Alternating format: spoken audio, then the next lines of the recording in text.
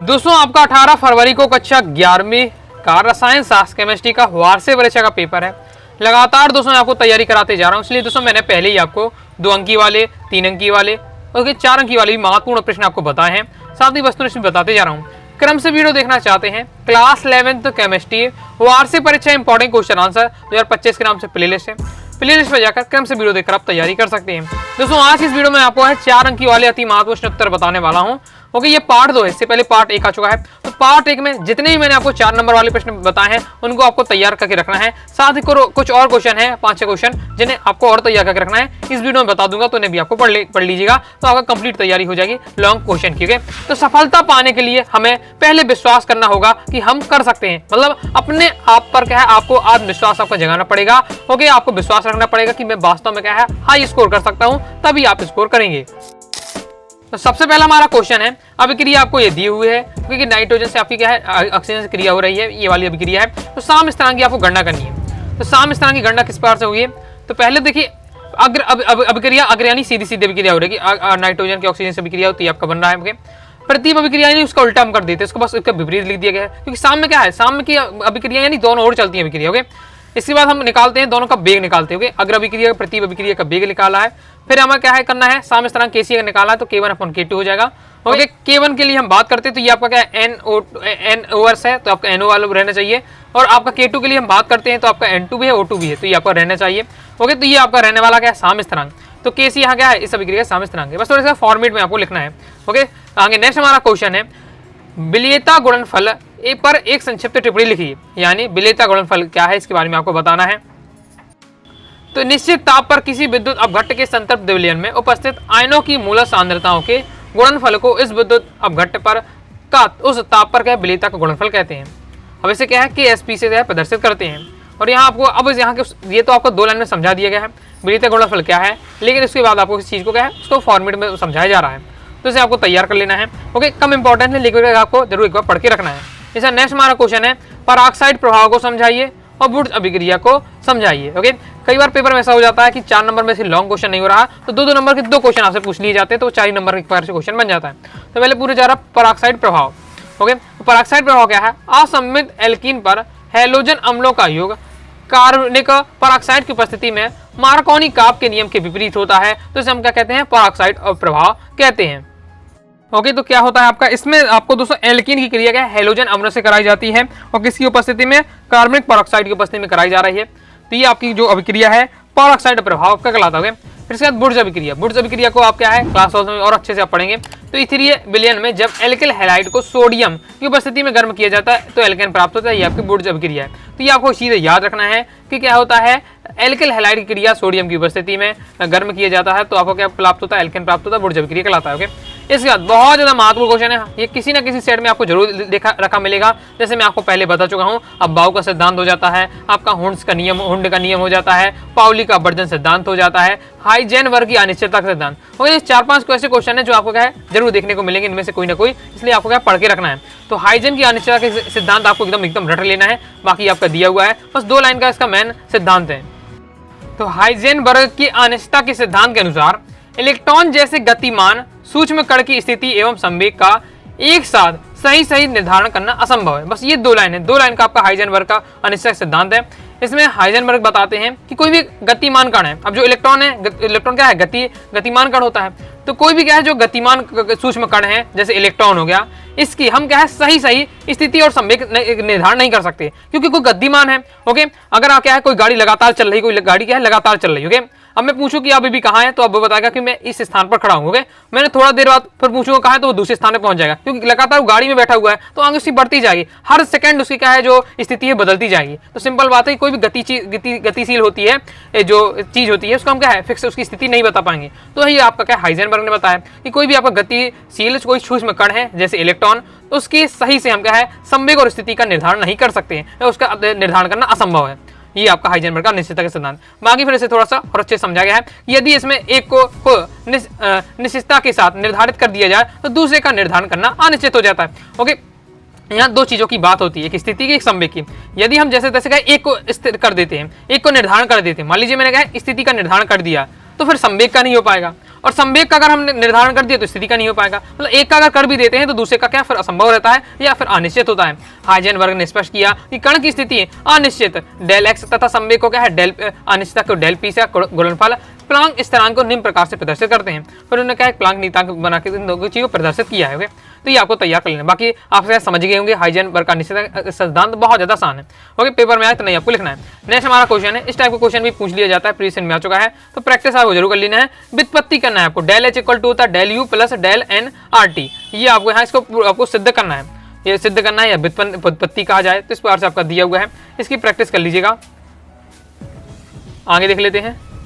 आगे नेक्स्ट हमारा क्वेश्चन है परमाणु क्रमांक 11, 17, 24, 29 वाले तत्वों के इलेक्ट्रॉनिक विन्यास लिखिए। इलेक्ट्रॉनिक विन्यास लिखना जरूर सीख लीजिए, ये भी सीधे क्वेश्चन आपका आ जाता है, इलेक्ट्रॉनिक विन्यास आपसे लिखते बनना चाहिए।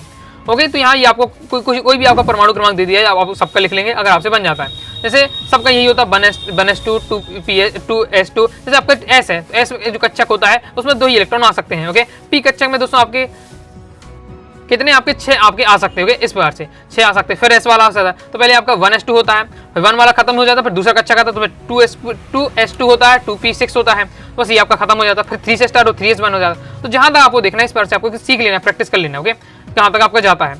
नेक्स्ट हम देख लेते हैं, तो पहले वाले जो अच्छा होगा इसमें ऐसे ही होगा, दूसरे वाले में एस और पी दोनों आ जाएगा, तीसरे वाले में एस पी डी तीनों रहेगा। ओके, फिर एसपीटी चलता रहता है फोर्थ वाले में इस बार से। नेक्स्ट हमारा क्वेश्चन है, ली सतालिये के नियम अनुसार निम्न अभिक्रियाओं पर ताप, दाब एवं सांद्रता बढ़ाने पर क्या प्रभाव पड़ेगा। इंपॉर्टेंट है, प्रीवियस ईयर में सेम एक आपका क्वेश्चन आ चुका है, तैयार करके रखना है। पहले तो आपको बताना है कि ली सतालिये नियम अनुसार जी अभिक्रिया आपकी जो दी हुई है इस पर ताप का, दाब का, सांद्रता का प्रभाव पड़ेगा। तो हम पहले देख लेते हैं ताप का प्रभाव। तो यह अमोनिया, इस अभिक्रिया के अनुसार आपको बताना होगा, तो अमोनिया का बनना क्या है, एक ऊष्माक्षेपी अभिक्रिया है। तो ली सतालिये नियम अनुसार ताप बढ़ाने पर साम्य बाईं ओर तथा ताप कम करने पर साम्य दाईं ओर विस्थापित होगा, किंतु निम्न ताप पर अभिक्रिया संपन्न नहीं होती है, अतः जो Fe है उत्प्रेरक का उपयोग किया जाता है। फिर दाब का प्रभाव दिया हुआ है, सांद्रता, ये सेम क्वेश्चन आपका रिपीट हो सकता है, इसलिए आपको एक बार जरूर पढ़ के रखना है। और सांद्रता का इसमें प्रभाव दिया हुआ है।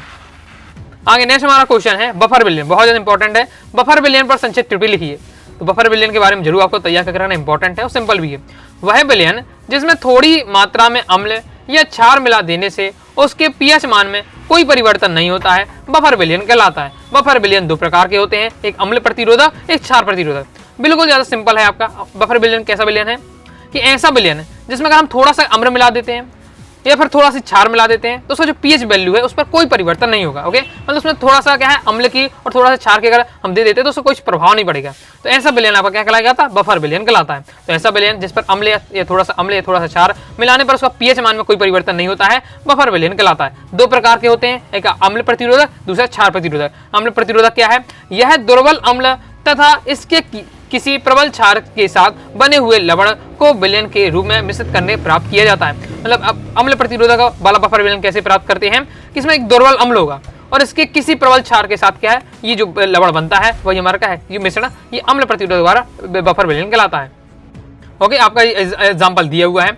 इसका क्षार के प्रतिरोधक वाला बफर विलयन क्या है, यह दुर्बल क्षार तथा इसके प्रबल अम्ल के साथ बने हुए लवण का विलयनों का मिश्रण ही बना होता है। ओके, देखिए जब आपका अम्लीय प्रतिरोधक में क्या होता है, दुर्बल अम्ल होता है, क्षारीय प्रतिरोधक में क्या दुर्बल क्षार होता है।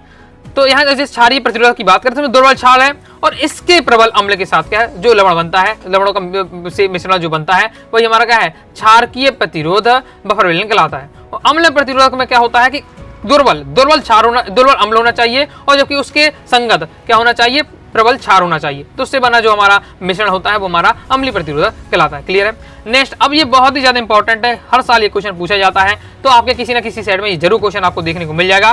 क्वांटम संख्याओं को उदाहरण से समझाइए। क्वांटम संख्या वाला बहुत ज्यादा महत्वपूर्ण क्वेश्चन है, 4 नंबर क्वेश्चन है आपका, तो अच्छे से आपको तैयार कर लेने हैं। देखिए जो क्वांटम संख्या होती है तो 4 प्रकार की होती है, एक मुख्य क्वांटम संख्या, एक दिगंशी क्वांटम संख्या, चुंबकीय क्वांटम संख्या और इलेक्ट्रॉन प्रचक्रण क्वांटम संख्या। तो ये 4 प्रकार की होती है। ओके, और उसे साइन भी आपको देखना है, स्मॉल एन से प्रदर्शित करते हैं मुख्य क्वांटम संख्या को, दिगंशी क्वांटम संख्या को आपका एल से प्रदर्शित करते हैं और इसके बाद चुंबकीय क्वांटम संख्या को, चुंबकीय यानी मैग्नेट, तो एम से प्रदर्शित करते हैं, चक्रण वाले को कहते हैं ऐसे स्प्रिंग, चक्रण का स्प्रिंग बोलते हैं, ऐसे प्रदर्शित करते हैं। ओके, इस प्रकार से। तो पहले तो आपको सबसे पहले क्या करना है, नाम याद होना चाहिए। क्वांटम संख्या होती है 4 प्रकार की होती है, चारों के पहले नाम याद कर लेना है, फिर उनके बारे में आपको क्या सीख के रखना है। ओके, 2-3 लाइन में सब कुछ तैयार करके रखना है। तो परमाणु में किसी इलेक्ट्रॉन को पूर्ण रूप से प्रदर्शित करने के लिए 4 संख्याओं को उपयोग किया जाता है। मतलब परमाणु का अगर हमें एड्रेस बताना है, उसके बारे में बताना है, तो इन 4 संख्याओं के माध्यम से बताते हैं। इन्हें हम क्या है, क्वांटम संख्या कहते हैं। 4 प्रकार की होती हैं, क्रम से आपको तैयार करके रखना है। कि मुख्य क्वांटम संख्या है जैसे, तो इसे n से प्रदर्शित करते हैं और यह इलेक्ट्रॉनों के मुख्य कोश को प्रकट करती है। जो मुख्य क्वांटम संख्या इलेक्ट्रॉन का जो मुख्य कोश है उसको क्या है, डिनोट करेगी। इससे किसी दिए हुए इलेक्ट्रॉन की ऊर्जा एवं नाभिक की दूरी को प्रकट होता है। इसका मान 1, 2, 3 आदि पूर्ण संख्या में होता है, कोई भी क्या है पूर्ण संख्या में होगा।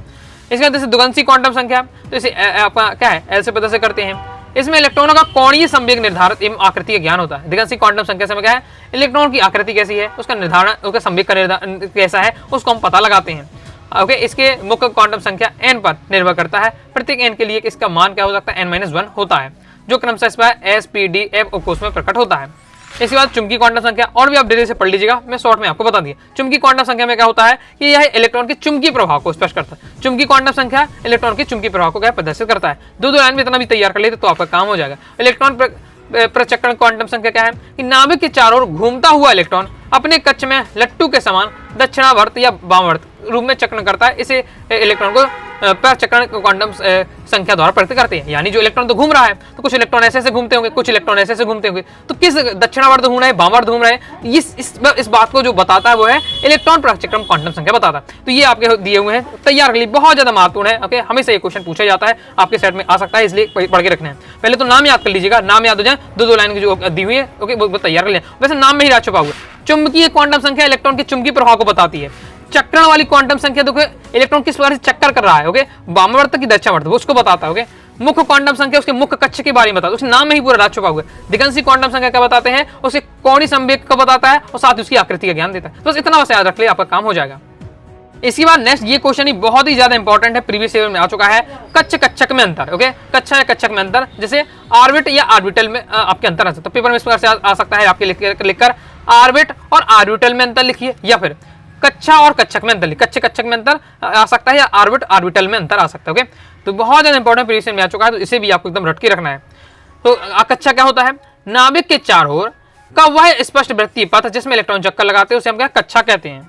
ओके, आपने देखा होगा जब ये क्या है, हम क्या इलेक्ट्रॉन के बारे में पढ़ते हैं, परमाणु के बारे में पढ़ते हैं, तो क्या है ये नाभिक बना देते हैं, उसके इस पार्ट से हम बनाते हैं, ये परमाणु बनाते हैं। तो अब ये इसका जो कक्षा बनाते हैं, इसमें क्या इलेक्ट्रॉन घूमते रहते हैं। तो ये जो कक्षा बना वृत्तीय पथ है, ये हमारी क्या कक्षा, इसे हम ऑर्बिट बोलते हैं।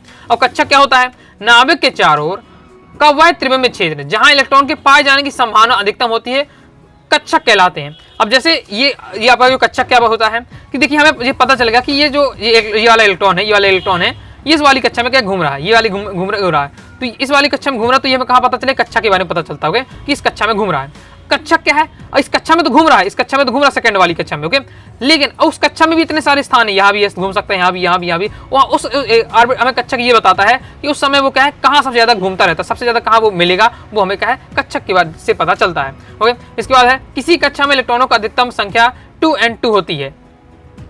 दूसरा हमारा पॉइंट है किसी कक्षा में इलेक्ट्रॉनों की अधिकतम संख्या 2n का स्क्वायर होगा। यहाँ क्या होगा आपका, इस प्रकार से 2n का स्क्वायर होती है। यानी हम ये कक्षक बनाते हैं तो एक जो पहली कक्षा होती है, ओके, हम तरह से मैं आपको समझाता हूँ। जैसे आपकी ये इलेक्ट्रॉन होता है, इलेक्ट्रॉन ये पहली कक्षा, ये दूसरी कक्षा, ये तीसरी कक्षा, इस प्रकार से। तो पहली जो कक्षा होती है, पहली कक्षा में केवल 2 इलेक्ट्रॉन भरे जा सकते हैं, दूसरी कक्षा में केवल आपके 8 भरे जा सकते हैं, ओके, इससे ज्यादा नहीं होंगे। तीसरी कक्षा में 2 8 18 फिर 32, इस प्रकार से आपका चलता है 64, फिर ये आपका सिस्टम रहता है 2 8 18 32। हमें कैसे पता चलता है, अगर पता करना है तो उसका फॉर्मूला क्या है, 2n स्क्वायर। n यह है कक्षा की संख्या है, मतलब कक्षा का नंबर है। मान ली पहली कक्षा की बात हो रही तो 2n का स्क्वायर करेंगे तो आपका 2 आएगा। दूसरी कक्षा में कितने भरे जाएंगे, 2 हो जाए, 2 का स्क्वायर करेंगे तो आपका क्या हो जाएगा, 2 × 4 = 8। तो मैंने आपको वैसे बताया 2 8 18 32, तो ये किस फॉर्मूला से 2n स्क्वायर से बढ़ जाते हैं। तो यह जो किसी कक्षा में इलेक्ट्रॉन का जो अधिकतम संख्या होती है वो क्या है, 2n स्क्वायर होती है। जबकि कक्षक की हम बात करते हैं तो किसी कक्षक में अधिकतम 2 इलेक्ट्रॉन हो सकते हैं। इसमें चक्रण विपरीत होता है कि 2 इलेक्ट्रॉन होंगे पहली शर्त, और उसमें भी चक्रण विपरीत होता है। मतलब ये कक्षक में आपने इसका डायग्राम तो हम ऐसे बनाते होंगे, जबकि इसका कक्षक आपने ये वाला देखा होगा, ये एस का है, ये आपका जब पी में कितने भर सके, पी में क्या है 3 खंड होते हैं, 1 2 3, ये अब भरना है इलेक्ट्रॉन तो एक भर सकते हैं, इसके विपरीत दो भर सकते हैं। यहाँ एक एक भरी जाएगा, फिर इसका दो भरा जाएगा। तो यहाँ एक जो बॉक्स है, एक बॉक्स है, ये बॉक्स क्या है आपका कक्षक कहलाता है। और एक बॉक्स में हम कितने भर सकते हैं, ओनली दो भर सकते हैं, दो भर सकते हैं। तो ये बता रहा है कि एक कक्षक में अधिकतम 2 इलेक्ट्रॉन भरे जा सकते हैं।